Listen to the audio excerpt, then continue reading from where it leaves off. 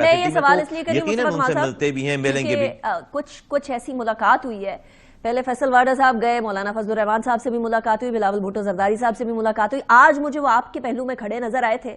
मैंने कहा शायद कोई इस तरह का कोई बात हो रही हो कि मौलाना साहब से गुफ्तगू की जाए या कुछ ऐसी बात। नहीं, देखिए मौलाना साहब से गुफ्तगू ना कोई मसला नहीं है। हमारे बड़े मेरी भी पर्सनल भी बहुत अच्छे ताल्लुकात हैं। उन्होंने हमेशा बहुत रिस्पेक्ट किया, बहुत एहतराम वाला उन्होंने जो है वो हमेशा बर्ताव किया है उनके तमाम दोस्तों से, उनके अहबाब से, यहाँ पे सिंध के लोगों से, उनके वफाक के लोगों से। एमक्यूएम का एज ए होल भी बहुत अच्छा ताल्लुक है मौलाना फजलुर रहमान साहब से। मैं आपसे जो बात कह रहा हूँ, मेरे पास एमक्यूएम के पास जो है हुकूमत की तरफ से ये मैंडेट नहीं, जब आप किसी से बात करते हैं तो उसकी किसी बात को मानने या मनवाने की आपके पास कोई अथॉरिटी होनी चाहिए। एमक्यूएम के पास ये वाली अथॉरिटी, अगर मौलाना साहब कोई बात करते हैं तो मेरे पास हुकूमत की तरफ से कोई ऐसी अथॉरिटी नहीं है कि मैं उनको उस बियाफ पे कोई कमिटमेंट कर सकूं। जहां तक मुलाकात की बात है तो हम तो वैसे बिल्कुल मिल सकते हैं, मिलेंगे भी और गुफ्तगू भी करेंगे, बात भी करेंगे। लेकिन मैं समझता हूं कि इसको बहुत एमिकेबली जो है वो, अभी मुल्क वैसे बहुत क्राइसिस से निकल कर बाहर आया है, आप देख रहे हैं ये तमाम चीजें, तो इसको जो है वो इसको इस ऐसी लेवल पे